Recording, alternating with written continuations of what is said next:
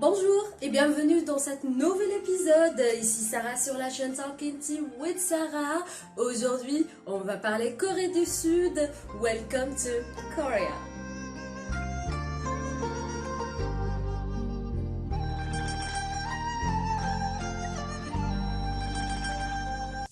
Pourquoi j'ai choisi la Corée du Sud? La Corée du Sud est un pays qui a une histoire très impressionnante. Comment? Parce qu'il a connu un développement économique et social seulement en 50 ans. Juste en 1960, la Corée du Sud était sur le point de comparaison avec d'autres pays d'Afrique, avec un PIB seulement de 260 $ par habitant. Vous voyez, la Corée du Sud était vraiment un pays très pauvre en 1960. Mais en 2017, il est devenu vraiment 11e puissance mondiale économique et fait partie du groupe du 4 dragons asiatiques. Avec la Chine, le Japon, Singapour et d'autres pays bien sûr asiatiques. Mais la question qui se pose, comment la Corée du Sud a pu développer son économie ainsi, ou bien assez rapidement, en 50 ans?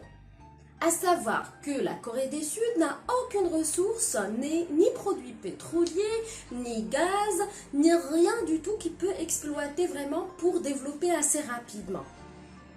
Mais la Corée du Sud a décidé d'investir dans sa population. Qui dit population dit éducation. Donc elle a préféré bien sûr d'investir, de dépenser des montants ou des sommes colossales pour développer son peuple au niveau de l'éducation et au niveau de la recherche scientifique. Et donc, la population, ou bien sûr la Corée du Sud aujourd'hui, donc il a vraiment une très grande marque au niveau de la technologie, Samsung, LG, etc. Tout ça, ce n'était pas avec le pétrole ou quoi que ce soit, c'était avec le cerveau humain. Chose vraiment qui est impressionnante. Donc la leçon qu'on peut tirer de l'histoire de la Corée du Sud, c'est que malgré qu'il n'avait aucun moyen pour réussir, il a créé ses propres moyens. Il a investi, comme j'ai déjà mentionné, dans deux éléments essentiels, l'éducation et la recherche scientifique.